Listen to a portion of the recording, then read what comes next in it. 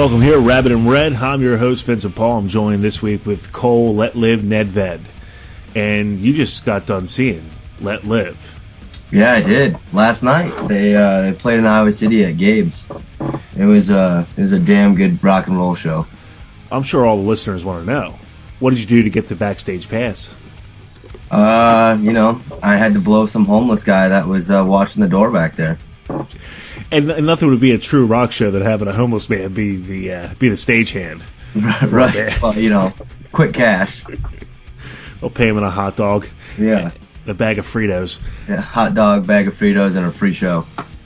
I know I wanted to talk about Walking Dead, which we will, but I also wanted to bring this up because when you said homeless person and I said paid in a hot dog, it reminded me of a movie I just watched called Creep Van, which is another late to the party review for me.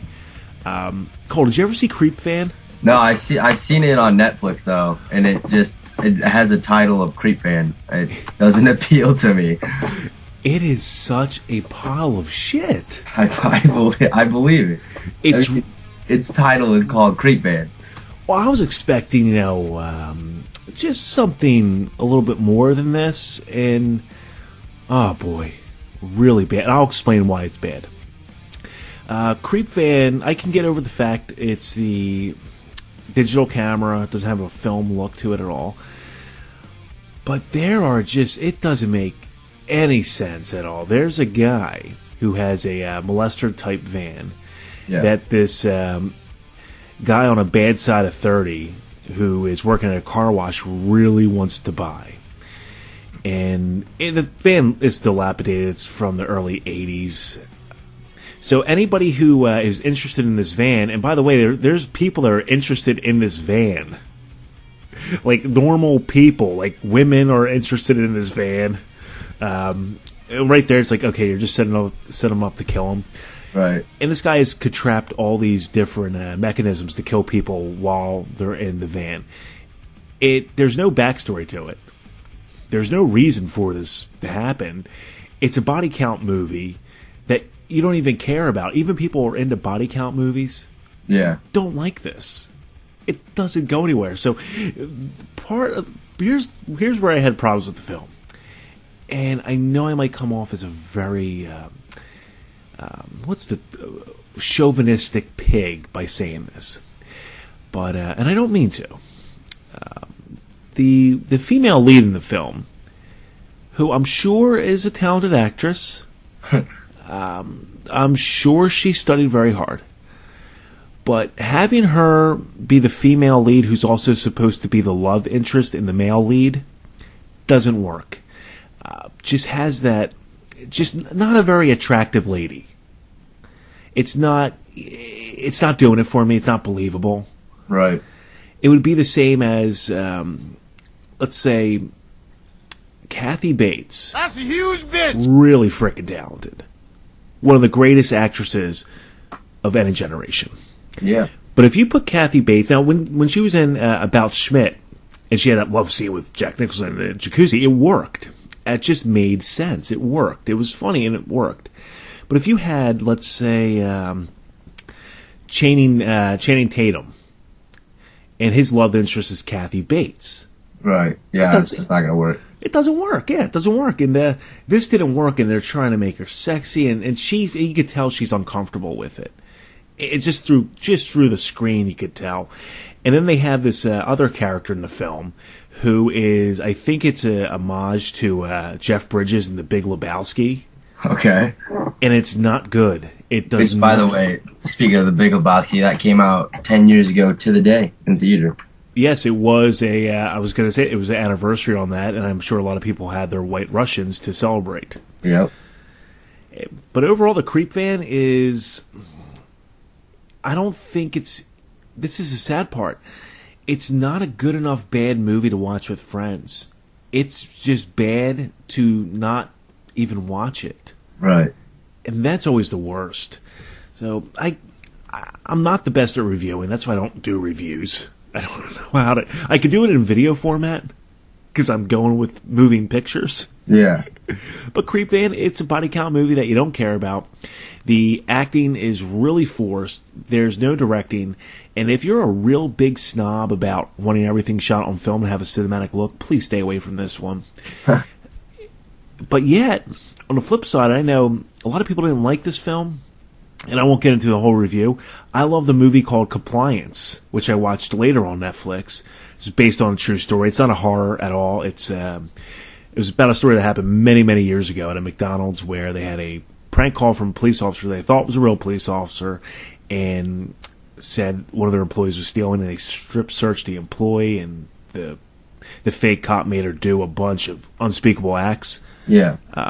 I love Compliance because everybody who acted in that film not only looked the part, but it was so believable. So, and I won't even get out the last one. Let me get the rambling out of the way. Bait. I finally got to see Bait. Oh, yeah. What a fantastic film. You enjoyed it. I loved it. I don't know. Maybe it was the Australian accent. You saw that, right, Cole? Yeah. I didn't mind it. It wasn't something that I'm going to, purchase. But, yeah, I watched it on Netflix. Oh, I thought it was phenomenal.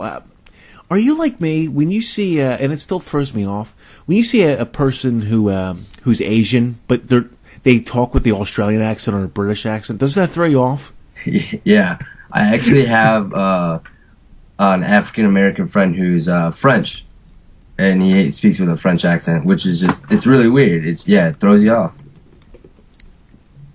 I love Bait. I really, I think I liked it because it was a nice concept of a film, and they executed it properly. So, and think about the story of Bait. If somebody else touched that, they would have made it into a lampoon, like a Sand Shark. We'll just we'll have a bunch of C-list actors go in here. Hey, don't even try to act, just pretend you're scared. Yeah. So that's why I think I really adapted with Bait, and I appreciated that, because that's a story that could be messed up 50 different ways, executed poorly 100 different ways. So I enjoyed it. I think if nobody hasn't watched that movie, it's one. If you can rent it. It's on Netflix. Watch it.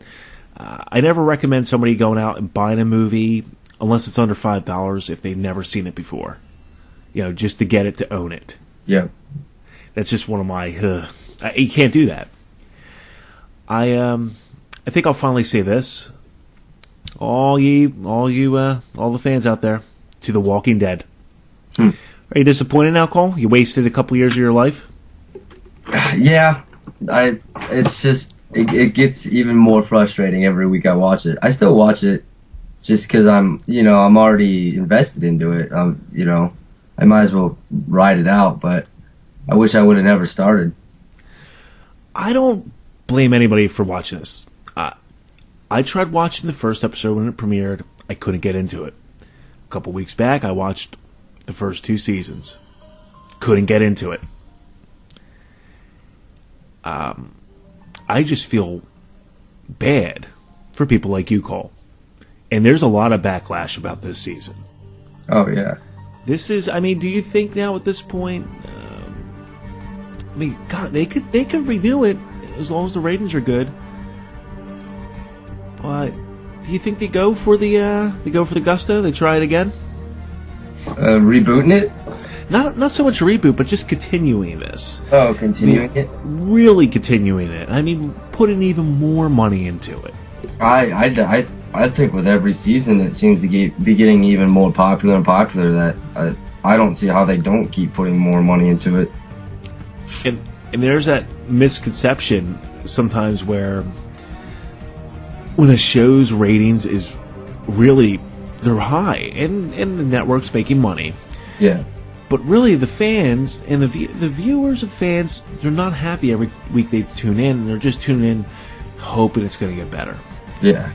So there's a false thing. And to go back, to use this reference, I was a fan of the first 2 seasons only of Family Guy. And I was upset Because that Family Guy came on when I was a junior in high school, and I was a big fan of that. And then I was disappointed when it went off the air.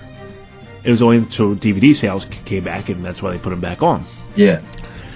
But that was a show that wasn't the best with ratings, but the people who watched it absolutely loved it. Yeah. And those voices were heard when it went off. Same thing with...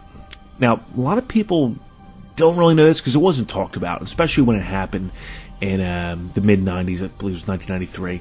Tales from the Crypt, when that went off the air at HBO, it was the second highest rated HBO original programming. But they pulled it because they wanted to make other shows and they just didn't have room for Tales from the Crypt. Yeah. And yeah, people to this day still wish, I'm one of them, I wish Tales from the Crypt would come back. Oh, absolutely. I don't know if they that was a real horror show. Like, my biggest thing is that I see people's Facebook statuses that are just pumped for The Walking Dead every week, and they would never watch a horror film in their life. You know what I mean? It's grabbing that other audience. It's grabbing, and it works. There's people who love American Horror Story that are not, those the big time horror fans who go on Shock to You Drop or go on Scream Factory to see what they're coming out with next. Yeah. But if it grabs people in, it's great, and it's original content. I'm the audience. If Cole, they would lose money if they were trying to gear towards people like me. Yeah. You're going to lose money. I'm in a weird percentage of people. But you're the younger generation. You have time to watch things, and you're going to give things more of a chance than somebody like I will. Yeah, absolutely. Now, where do you think? Now, getting back to The Walking Dead, with this season, where do you think it went? Where it just started dipping off. It was definitely season 2 when they took 6, 7 episodes to find the little girl that was in the barn the whole time. Which you're a complete retard if you didn't think she was in the barn. Once you found out that there was walkers in that barn. I mean, that's when I feel like it just dipped off, because it was literally 7 episodes that they tried to find this girl. It was wasted a whole season, or a half a season. And that was something that I plagued my mind with when I first hearing about The Walking Dead. And the same thought came to my mind years ago with Dexter. How do you make a show like this and have different episodes connect and have longevity? Well, Dexter found it out. In my humble opinion, I don't think Dexter had part of season 2 I wasn't a fan of, but for the most part, I don't think they had a completely dead season. It's always heightened. Yeah. In Walking Dead, just thinking about, how can you make a zombie series? That's really difficult to do. Yeah. Because, when you think about it, anytime we watched a zombie film, we had an hour and a half. They started the story, they finished the story. So that's something I really keep in mind with this. And I don't know. Do you think, honestly, can they come back from this? On a scale of 1 to 10, what's the possibility Walking Dead could easily come back from this kind of hole they are digging? I give it maybe a 3.5, 4. Would be a rough estimate of what I give it to coming back. It's they're so far away from the zombie aspect of things in this new season than ever before. They're more focused on building characters, drama, and people, where the zombies are just there. They're just living in a zombie world. The zombies aren't even a factor anymore. And that's the part that I always thought, how can they keep this going? Yeah. What are you're gonna do something that just doesn't make any sense. Yeah. And well, you know what? I think at the end of the day, people are still going to tune in. It's going to come to a point, though, if they really they just go overboard or they try their luck way too much, that's when people start pulling back from it. Yeah. Or the other factor is with that time slot, when there's another show that's grabbing more people or taking them away from it, that's the other part where they'll be done. Yeah. It just won't happen. Yeah. Right now, there isn't. Last thing about The Walking Dead, I want to know if HBO or a Showtime picked this up. Do you think Walking Dead would be a little more successful if they had the opportunity to be fully unedited? Do you think that would really give the show the true edge in writing and directing that it would need, or they don't need that? They don't have to resort to blood and guts. What's your thought on that? I think it would help dramatically just in storyline. You can add a lot more to it. You could add more, not even just blood and guts, but more of a horror aspect to it than like it should be. It's a goddamn zombie show. It should be more horror based. Drama's fine. Don't get me wrong. There's a lot of drama in Dexter, but it's still a great show because he's a monster. And and it solely focuses around him being a monster, and I feel like The Walking, like if it could go more to a horror based, it would be way better. Well, with Dexter, I personally I feel he's likable and you root for him. Yeah, exactly. He's a monster that not everyone look at him as a monster. He's definitely likable. He's a father. He's a he was a husband. He's definitely a guy that you root for. And I think there's that connection. If you can ever, with any series, just like a movie, but mostly with series, if you can't connect, you can't root for at least two of the main characters. Boy, that's really tough. Yeah, and there's not a single character in The Walking Dead that I root for besides Daryl. They don't have a lot of likability. Yeah, like I just wish Rick would die. Like I just wish, just shut up and just shoot yourself in the face. And and there's no one else. There's like no other character that I'm really into. See, I liked Michael Rooker's character a lot. He didn't last too long. Because I'm a huge Michael Rooker fan. I like anything he does, but I don't know. I'm happy. I'm happy I didn't get sucked into it, but then again, I feel for the people that love it. And hey, a lot of people out there still love it. I'm not trashing it. It's not for me, and I'm poking fun. Yeah, absolutely. Like I said, check out that video that I posted on Facebook where it's like a super happy theme song, and it's just has all their it runs by and you'll see a clip of them doing something, and they're all smiling, and it's like Happy Days almost. It's really funny. The worst thing they could ever do to that is with Walking Dead is I want to see somebody else do this just to piss somebody off. You're not old enough to remember this. I remember this, and I was young. I would like to see Walking Dead take the Saint Elsewhere approach. Saint Elsewhere was a very long-running, successful drama about a hospital. Howie Mandel was on it. Denzel Washington got his start on it. Yep. And people loved this show. And it ended where you see the snowy view of the hospital, St. Elsewhere, and it pans out, and the hospital's in this snow globe being held by an autistic child. And the audience was then told it was all a dream. Wow. It pissed a lot of people off. So That would be wonderful if they did that in The Walking Dead. Walking Dead, wakes up because it was a dream. Yeah. It's just a dream. That would piss everybody off because even though it's not real, but you're watching the show and you go, it's real. There's that different. Yeah. This was all for nothing.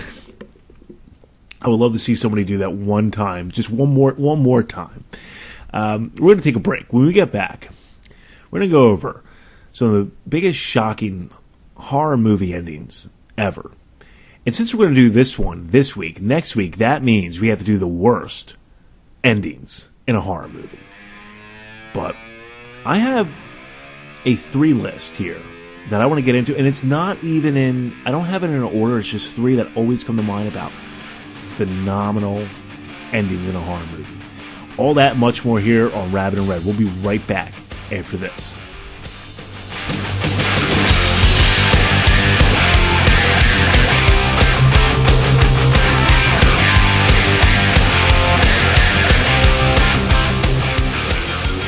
Who could have imagined they were there? Who could have predicted they would attack? And now, who would survive? They're here. No! Get back! Stay back! They're hungry. What's the matter with you? They're unstoppable. Stop that! Hey, keep your hand out of the water. Because wherever they go, hell waits below. They breed like flies. There'll be no way to stop them. Suddenly, no one is safe. And everyone must be warned. The water is now a human death trap. 2 people have been killed up there, and more have been killed all along the river. Gotta believe it. They're here. They're hungry. They'll eat you alive. Who can stop them?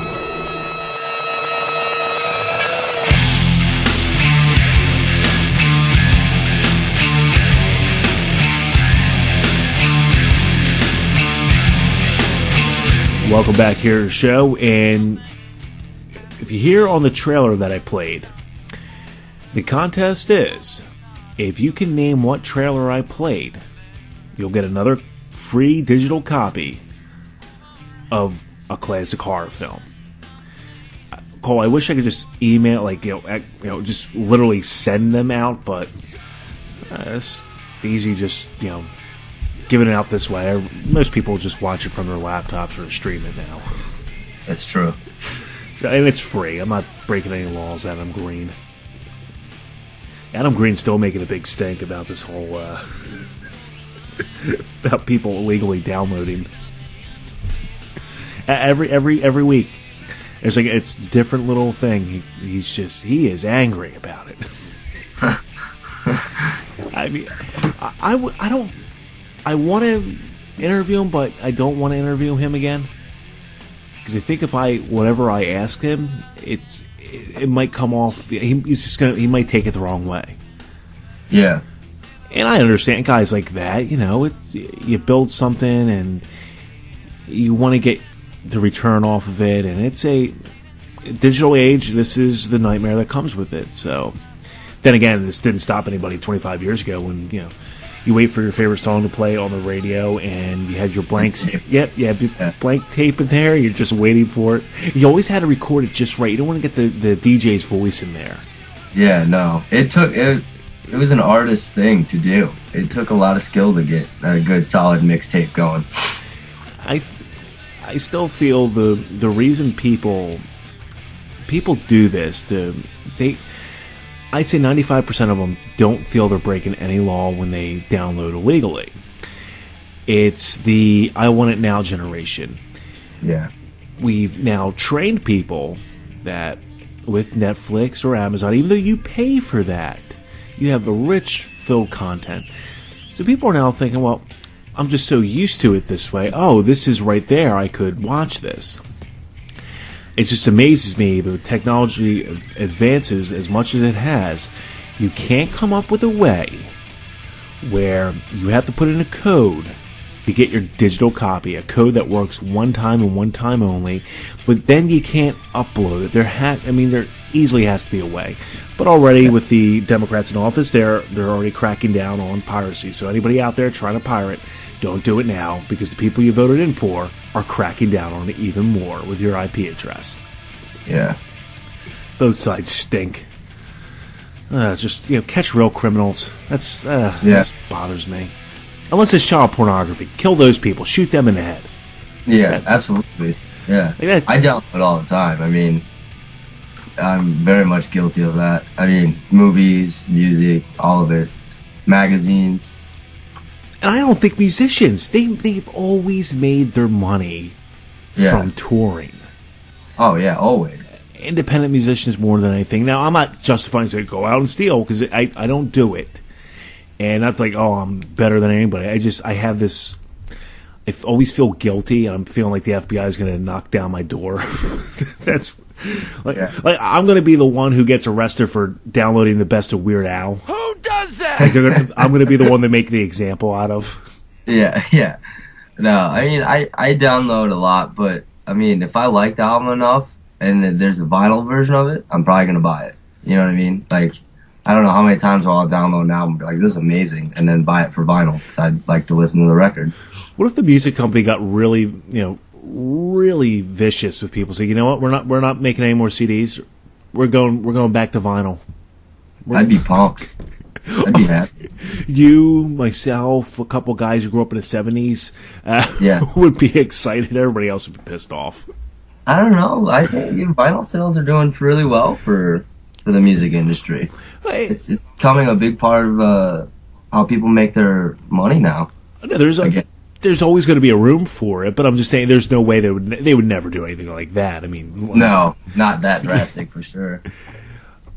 I'm surprised they haven't just cut CDs in general, though, surprisingly. Because everything is just so digital now. Like, you want the album, you buy a little card with a pin on it. It's now the way to go. Yeah. And before we went to the break, we're going over, what is those great, shocking horror movie endings. And Cole, I want to throw out a couple films here. In my opinion, these are some that have a great, shocking ending to it. Here's one for you. Let's go back to 1974. Black Christmas. One of the more classic endings. Kind of reminds me of a couple other key films of that same decade of the 70s. Did you ever watch the original Black Christmas? I've seen it long ago. It's been a long time since I've watched Black Christmas. Either the remake or the new one. When you watch it again, I want you to just key in on the characters. This film does a great job of character development with the two leads. Black Christmas is one of those that has a really great surprise ending to it. There's another one now. It always falls out. It doesn't get consideration. I'm going to give it consideration for a shocking ending. But here's the thing. Here's where it falls out, because it's not really an ending. It happens 10 minutes into the film, and that's When a Stranger Calls. Oh, yeah. It would have made a perfect ending. But the movie starts off that way. I know it's not an ending, but I want to just throw it in there.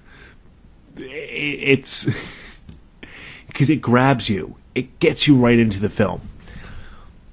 A lot of people, I think a lot of people have panned that film. Newer horror fans, get into the genres. Go, I just don't like it. I don't get it, and I don't understand why. But here's one.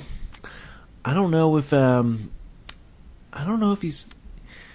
I think you saw this one. You might have. Let's go back to 1996 and Scream. Oh yeah, absolutely. I know. Now, to you, would you put that in a top 5? Most surprising endings for a horror film? Top 5, probably not. Same here. I wouldn't give it the top 5 treatment. No. When I saw Scream in the theater, I did too. You were young. Yeah, I was 7. Wow. 7 or 8. Yeah. Now Scream never got the. I took it the wrong way when I was 13. I think I was 14. I was 14 when I saw this one. I took it the wrong way, Cole. I sound like, I'll admit to it. I don't care. I sound like a dick. I was an angry 14-year-old, I guess. I didn't take too kindly to the Halloween references. Really? Yeah, I didn't get it at the time. I go, why do they have to, like the Mackenzies? I got that right away in the theater. Yeah. Or I believe the band was Gasoline Alley. They were covering Don't Fear the Reaper. I'm going, man, they just keep talking about Halloween. I mean, I get it now. I got it 2 years after the fact. At the time, I was just angry. But the ending, when it happened, it was good. It wasn't shocking enough for me. No, it was definitely shocking. When Dewey, or not Dewey, but Stu and Billy, you know, you find out that they're the killers, you know, and that there was two of them. So I mean that part was shocking, but the way it actually ended, you know, wasn't really that big of a shock. And the two killer thing, that was different. Yeah, we weren't used to that. Really seen it before. And and what was nice about that, they wrapped the whole story up too. Yeah, and that was, there was no really loose ends of, you know, anything really. And that was, of course, you know, Kevin Williamson wrote a terrific story for screen. Here's one. Now, I have, like I said, I have this my little top 3 list, and it's just films that affected me, and they're not in order, but this one just missed it. And that's The Mist, directed by Frank Darabont, who's, you know, Walking Dead. Yeah. The Mist, that ending, man, that is one hell of an ending. Just, I mean, you have Thomas Jane, who's a power force in that movie. He pulls out the revolver. They think it's done. They're gonna die. They're gonna die a horrific death. Yeah. And there's not enough bullets for everybody in the car. And how sad, you have to kill the kid. You have to kill the kid. And he's gonna die the horrific death. And he gets out of his car and he sees it's over. And he just killed them all for nothing. Honestly, one of the better endings, I think that's really one of the most surprising endings I've ever seen. Not in my top 3. It's damn good. I'm going, my top 3 is how it affected me at the time. Yeah. But, I mean, with The Mist, if you didn't read the book, I mean, did you expect that to happen?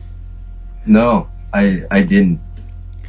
It was it was just like, you were just like, oh, like it was an all shucks moment, you know what I mean? Like, oh shucks, you didn't have to kill everyone.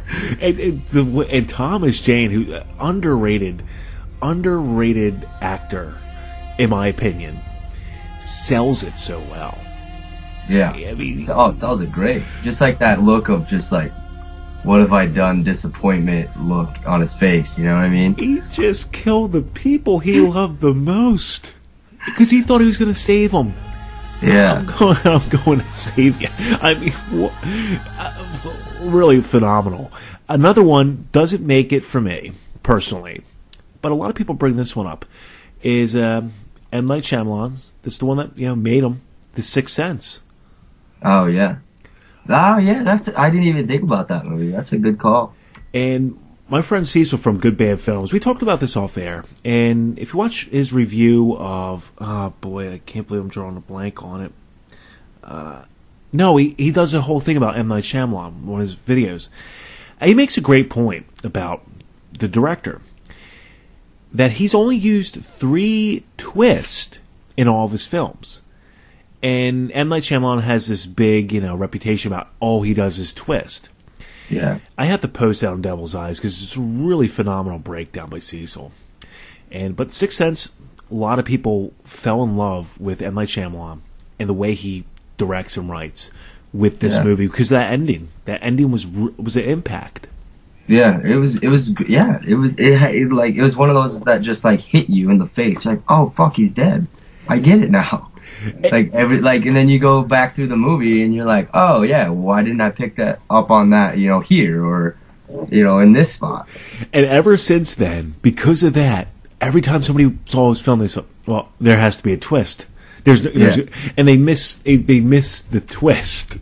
Or there's no like Signs. There's no twist in Signs. No. And people go, oh, the twist sucked. I go, well, look, I'm not a big fan of M. Night Shyamalan. But at the same time, he made 2 good films in my opinion, and that was The Sixth Sense and Signs. And a lot of people, they don't get it. They think they get it, but they don't, because they think everything he does has to have a twist.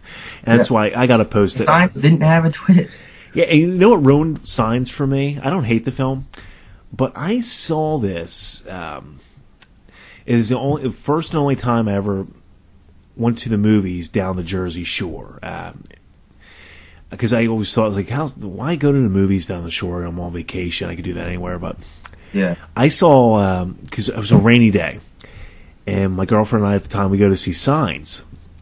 And this ruined the whole movie for me, because whatever they did, the theater, they added like an extra, maybe foot of screen.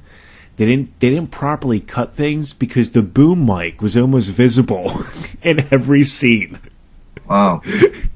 And so I had to I rewatched the movie at another theater 2 weeks later to see if, like, was it the movie? Because I'm sure, like, there's no way this could have just made it in.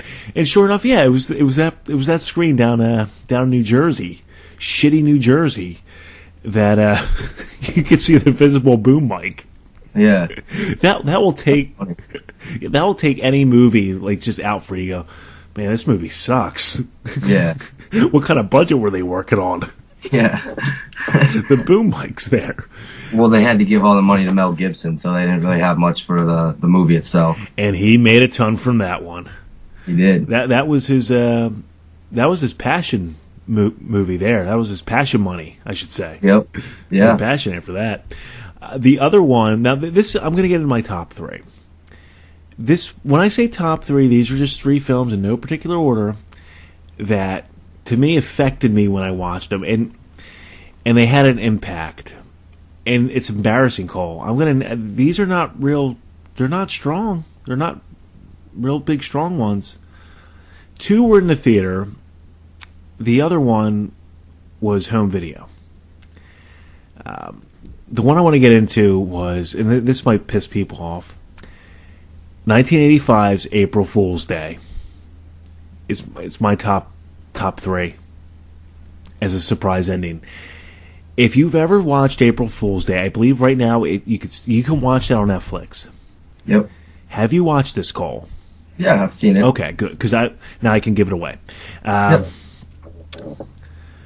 Well, I love this movie from start to finish, and I actually fell more in love with it because of the ending. It was that perfect atmosphere of the 80s slasher film where you're picking off teenagers one by one, and the location really worked, but the ending, and of course having a familiar face to me, which was Amy Steele, really helped me. But to have that ending, the whole thing was a joke, I actually enjoyed it. Because I didn't see that coming. Cole, we all do this. I think we all do this whether we know we're doing it or we don't know we're doing it. We go into certain horror films thinking we're smarter than the director and the writer. Yep. Or I know what you're going to do. April Fool's Day tricked everybody. And the backlash, I feel, it came from that because it made a lot of people feel so stupid they couldn't see that coming that they just, I don't like it. Yeah. So that's definitely one for me. What's one of yours? If you could pick, like, just if you had a top three or a top five, what would be one to you that really grabbed you? This is when Halloween H2O came out. I was in my, teens, early teens, I believe. Would have been like, 14, 15, something like that. But, I'd been watching Halloween my whole life, all the movies. And, at that very end scene when she, like, grabs the axe, throws it in the ambulance, drives off, she gets in that accident. And, she finally, like, chops off Michael's head, or supposedly, obviously, resurrection. Apparently that wasn't the case, but that grabbed me. I was like, it's fine, not expecting another movie, but I was like, it's finally over. She finally conquered, her brother. And, like, that was just a shocking ending to me. It's like, Halloween's finally over. So there'll never be another one. So what shocked you the most was seeing a decapitation to Myers. Yeah, exactly. I just felt like there's no way, obviously, you can come back from a decapitation, and she finally conquered her demon. See, I was shocked of that in a different way of they're going to end this masterpiece of a franchise on that note. I was pissed. I didn't think about it like that, but yeah, I was like, wow, it just shocked me. I was like, it's finally over. See, mine when thinking about, because there's so many great shocking endings that I really loved, but when I say the term that's just something to this day it still, gets me. I didn't rank them, but if I really had to rank them, Cole, if I really had to, I still go with this one as maybe my number one. I could live with it.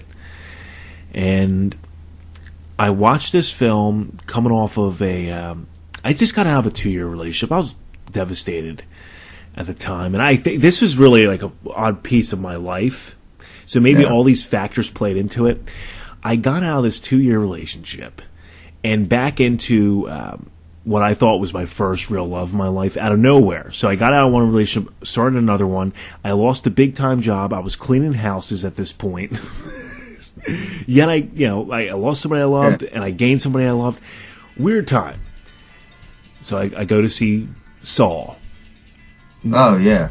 Not expecting much.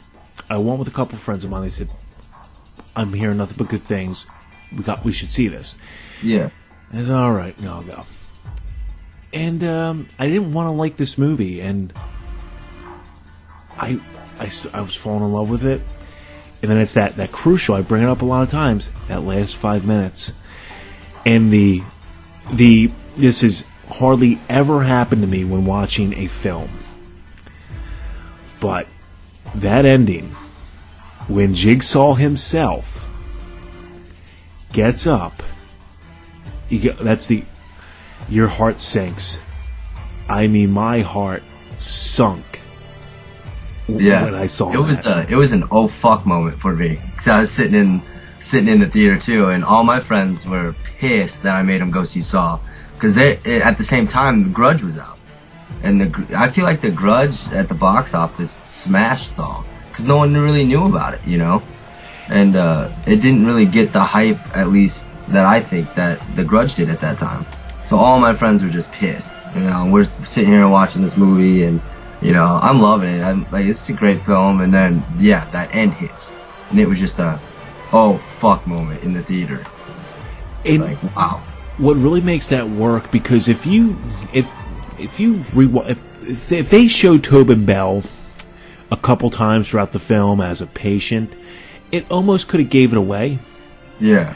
But because he's a recognizable face enough, and but when he gets up, oh, this is brilliant. This by far is brilliant, and oh yeah, like all my friends that were pissed were just like, wow, that was just an awesome movie. All of a sudden, like they were pissed at first, and then when when the ending hits, they're just like, yep, okay, good call. What makes that, I think, special to me is you have something that is filled with gore, guts. When seeing that in the past, it was usually followed by a really lackluster story, very predictable with characters you didn't really care about. Yeah. And Saul made it. I want Cary Elwes to survive. I want Danny Glover to catch this guy. Yeah. That's what made that movie work on so many different levels, and how the ending really did it. Now here's the one that I think I would get a lot of quote unquote heat for. To me, a lot of people don't like this film, or they don't think the ending was great. But to me, watching in the theater, this was one that was a theater grabber. The Strangers. And I can tell you, here's where it got me with the surprise ending. And it might not seem like much, but when Liv Tyler, who's just been through the most horrific night of her life, whimpers out, "Why are you doing this to us?" And one of the three strangers says, "Because you were home." Yeah. Oh my, I creeped me the fuck out. Because that was there's no motive. That to me, that's a great surprise. Yeah, no, that's a good one. Now, because I live on a farm, and I remember watching that at home, and I was like, hey, fuck that, we're surrounded by woods too, we got farmland, and then we got a little wooded area too, and it's like, man, fuck that, they're probably hanging out back there just waiting for my parents to leave. And it's a great atmosphere in that film, and just a lot of great play with the camera. Mm-hmm. There's one that comes to mind as as I loved it as an ending, how about going back to the Devil's Rejects? I thought that had a great surprise ending. I actually had that on my list. That's what I have thought. 5 films here. Yeah, and I had Devil's Rejects on my list. Because, like, you know, they're driving away. You think they get away. They just went through all this hell. You're actually rooting for the bad guys. And then, you know, they just stop, and there's that police line. And it's like, oh, man, fuck, really? And then, like, you just know that you're never going to get another sequel. Because I was like, yes, get another movie. Like, another Rob Zombie film. I'm pumped. Nope. Better luck next time. Well, look, if H2O could make another sequel, I mean, you're right, but I think Rob Zombie has a smart enough mind to not ever to do another one. Hey, the guy's cool, but the guy's creative. He has other ideas that he wants to work on.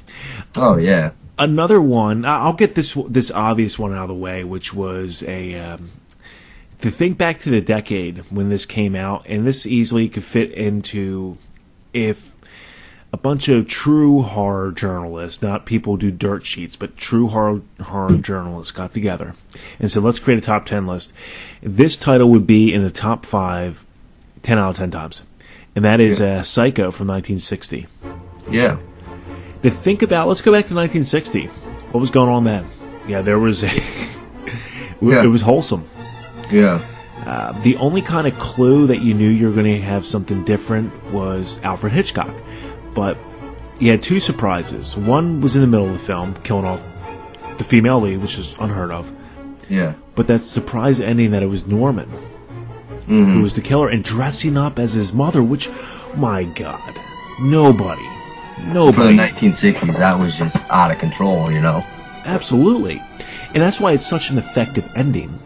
When people watch that now for the first time, and they don't find it the same way. They go, oh, okay. Or if they know what the movie's about, they go, okay. Psycho is just, man. To me, I think I underrate that movie in my collection. I pass up on that so many times that I shouldn't have. And I should just make sure I watch that once a year. That's a once a year movie I should watch. What else do you have on your list? Because there's one that I'm bringing up that I would put it on mine, but it's way too obvious. But I want to say I have a couple that are just like obvious ones, but one that you might not have. I have Jason Goes to Hell. When at the very end when Freddy's glove comes up and grabs his mask. The first time I ever saw that, and obviously it was before Jason versus Freddy was ever talked about or shot, but I was like, what the fuck does that mean? I was like, are we gonna see a Freddy versus Jason like movie? Like, that was before any of that even happened. So I was like shocked. I was like, what does that mean? And I was pumped, Now think about that, because that movie came out. It was 1993, I believe. Yeah, I think that's what I had on it. That came out. Think about poor me at that time, okay, Cole? Because I was pumped. I saw that movie in the theater. Mm-hmm. I go, hey, next year, there's gonna be they're gonna do a film together. Yeah. I didn't have the internet, okay. I didn't. You had nothing. You just kind of went by, Horror Hound or. Oh, I was going by Fangoria. Yeah. Every month hoping they had something. Yeah, and I had to wait. For the garbage of Freddy vs. Jason in 2003. I didn't think that movie was that bad. For 2 superheroes and horror film to go at it, I didn't think it was that bad. It could have been obviously way better, but I didn't think it was that bad. It could have been way better if they had a director who knew the genre. That would have helped. Yeah, that would have helped a lot. Here's one that, to me, it's so glaringly obvious. I don't have them on my 3 because I don't know why. Now, it didn't. I don't know why it didn't shock me as a kid. I loved the ending, but it wasn't shocking to me. But yet, I know it's a shocking ending. Yeah. Especially to that audience back in the late 70s when watching the masterpiece itself, Halloween. Yeah, I had that on my list as well. It's pretty obvious, yeah. That was at that point, we didn't have horror movies that ended like that, or action movies that ended like that with a villain. The villain died. Yeah, they always die. And there's two great shocks in that film towards the end. Well, you have your ending when he's gone. Yeah. But the lead up to it, when he pops up in the back, to me, that's the more shocking one. I love that. Oh, when she had just stabbed him? Yes, and the music hits. Oh, God, that's just a loop. It still creeps me out to this day. Like, just watching it, you know? And it was great to see that people had they had a tape recorder back in the, I think it said 1979, so it was a year after the initial release. And, yeah, the film was still making its way to towns. And somebody tape recorded the reaction, and they were able to, loop it up, with the film part itself. You could hear the audience reaction when Michael Myers pops up in the background. See, that's, you don't get those types of reactions anymore. No. I don't know if we're too jaded.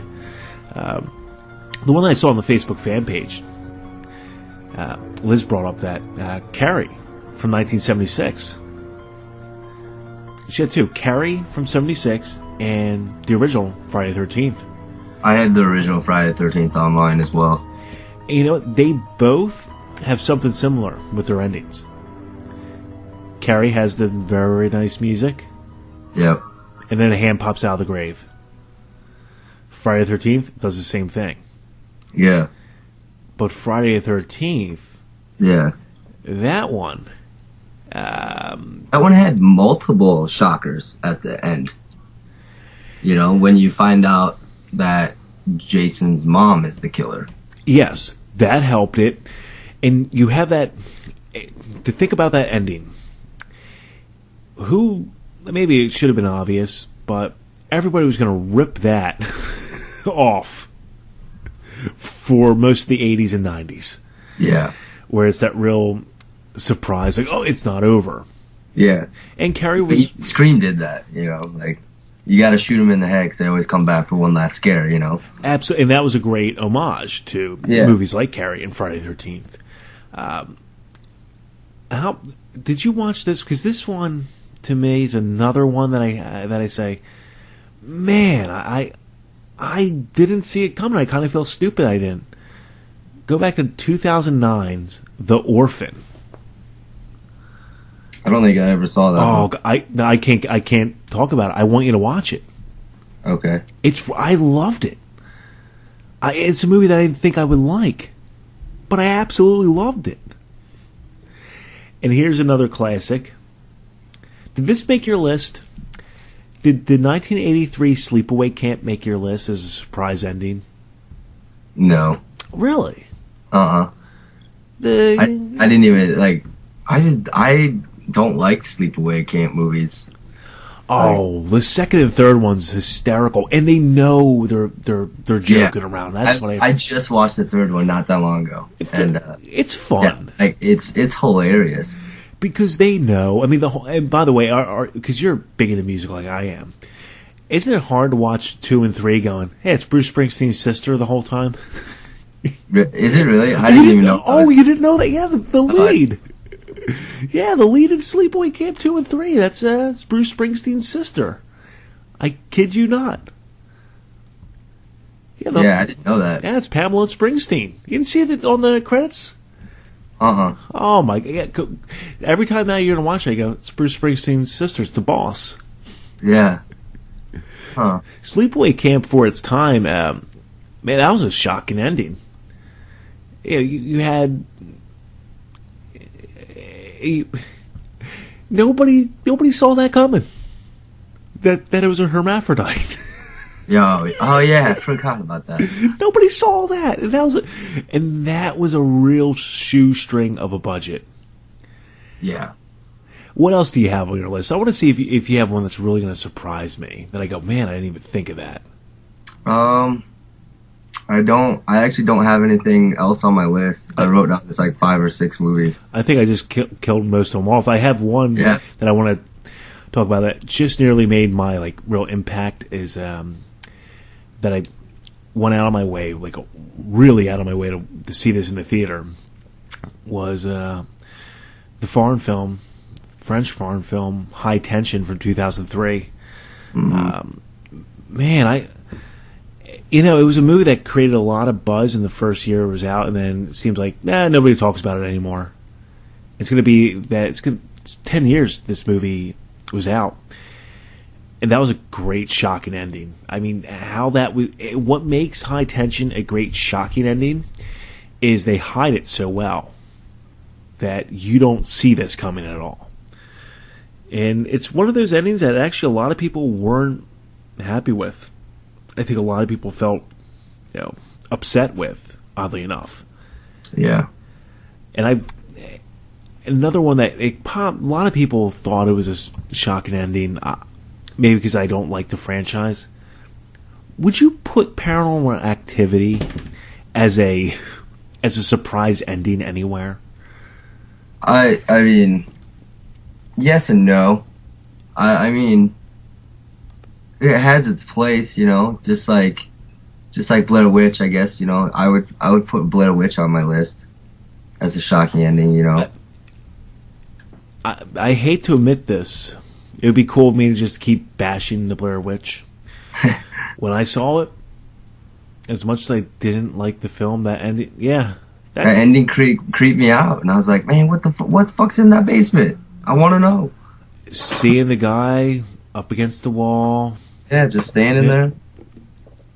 Looking at the wall, staring at the wall, not seeing the wall. As Donald Pleasance once said. Yeah, that was, that did get to me. Yeah. Go figure, last 10 seconds of the movie was like, hey, I like that. Yeah, I know, right?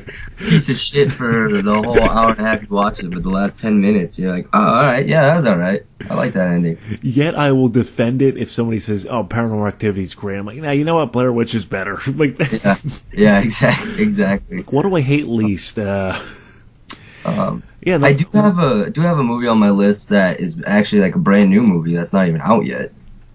Well, I don't think you can buy it yet, but did you get a chance to watch Would You Rather? See, I posted I was going to do the review. I never got a chance to actually watch the film. I want to do a video review, and I still have to watch that. You need to put that on your to-do list. It's probably the best horror film that's come out in a long time. It's just brilliant. The actor who is like the host of kind of what's going on in the film, he's just amazing. He's great, and just the movie itself, the way it's kind of all planned out and how it's actually a smart horror film. And there's little things that I picked up on that I was like, okay, I could see somebody just not even like doing that type stuff. So it's great, and then the ending is shocking as well. See, that I wanted to watch it. I think the two reasons: one, I watched the trailer first. I thought, hey, this is pretty good. Then I saw this movie got a lot of negative reactions from fans. So when it gets negative reactions from fans, I go, now I got to see it. Why is it so negative? Yeah, like why do people not like it so much? Another one that could make the list, I can see why. There's two. Now, to make my personal one doesn't mean it's not good. No, I know this one's good. It shocked a lot of people. Was 1973's The Wicker Man. It has a great surprise ending. Then there's when I say this, I'm not joking at all. It's not a hacky joke, but A Siberian Film. Yeah, there's a lot of shocking endings in that. Yeah, I've never actually seen it. I've heard it's pretty graphic and out there. I half watched it. I could tell you what the whole film was about and accurately describe everything.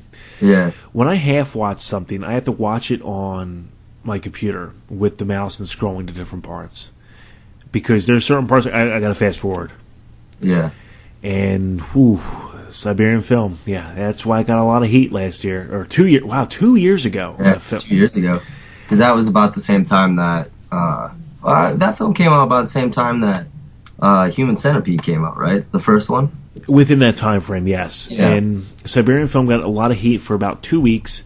That died off, and then the difference between Human Centipede and Siberian Film, they're both graphic, but a child is not getting raped. Yeah. Incest rape, by the way. Unintentional incest rape. Okay?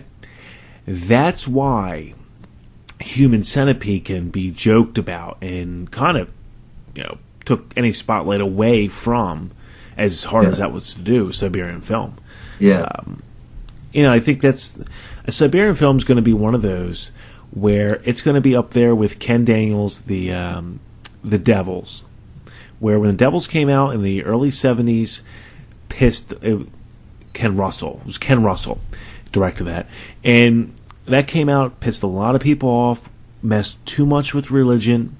Now it's looked back and thought, it's really thought-provoking film, just like Cannibal Holocaust. Yeah. It's another one. Came out, man, that upset a lot of people. Also upset the fact that the director put the cast in hiding so he could actually sell the film as a real found footage. Right, and yeah. Only had to bring them out of hiding because he was going to face prosecution for killing people.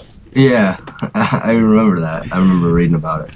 So that's, maybe 8 years from now, people look back on Siberian Film and, I don't know if they can appreciate it, but I'm not saying I don't appreciate the film. I don't hate it. It's just not for me. Yeah. It's just, I have a tough time.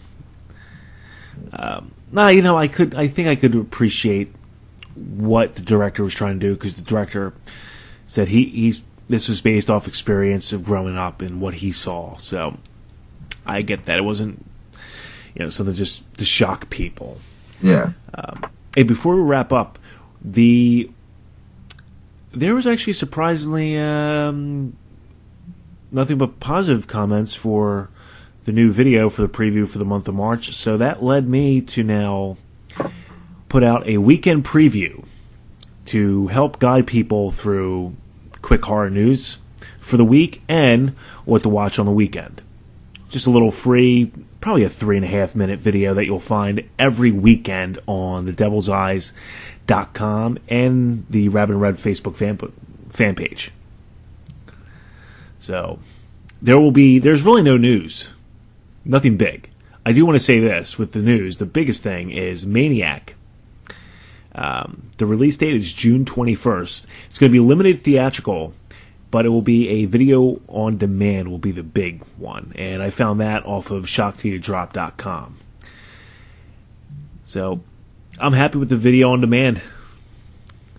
Yeah, we talked about this, and I actually want to see it in theater. I think it'd be creepier in theater than like sitting at home and watching it. But so I might if it's in like Chicago or something, I might travel and go see it.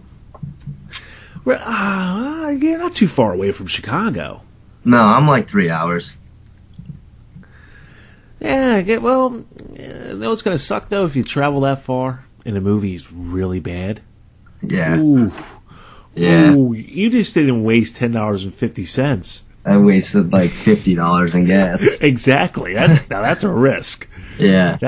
I'm looking forward to Maniac, but that's a risk I'm not worth taking. Okay? Yeah. I mean, but I have family in Chicago, so it gives me kind of a good reason to go see him, I guess. Who needs family? Yeah. Kind of ruins it for me. I just do the video on demand and send them a greeting card. See, there you go. Just save a couple bucks. You got everything figured out already. Exactly. That's what I'm here for. We will be back here next week, and next week we're going to go over the worst horror endings. Why not do the worst horror endings? That one might be harder. Well, no, it'll probably be pretty easy. That one's going to touch on some things. But we're going to get into that next week. You can hold me to that one. Always check out devilseyes.com. I know I've been in protest. I haven't been writing articles. That's because Rich changed the site back. So out of protest, I'm not going to write. I'm not going to give my amazing articles away with my flowing. You notice how my articles flow? Well, yeah, you separate them with some pictures, little comments. Nice. I use some written articles. Photoshop work, and then Rich writes an article. It's a 11 by 17 photo. And I go, what the you see the example, Rich? I set a precedent, is what I did. Yeah, Rich, I liked what Vince did with the site. I think it needs to go back. I know he's the one that spends money on it, and That's true. And no matter what, I joke with Rich. I don't think I could ever leave the Devil's Eyes, just because Rich has been. He hasn't screwed me. That's always a plus. He's stuck with me. He's never bitched at me once. So, he could change the site to whatever. I mean, I really can't complain. It's his site. Right. But if I can't make fun of him, then really, what's the point? Yeah, no, I agree. By the way, Rich, thank you very much for the late birthday wish. It's nice. It was nice of you. Well, every now and then when he gets off one of his drunken stupors, he clicks on his Facebook and goes, "Oh, that's right. Happy birthday." You're going to get a Doobie Brothers CD and hopefully a Doobie. Yeah. We will be back here next week. Well, for Cole, I'm Vince. Remember, check out devilseyes.com, Morbidly Made podcast that you can find also on the devilseyes.com. That much, and even a lot of articles about action figures, because who doesn't like action figures? We'll see you next week. You're still here? It's over. Go home.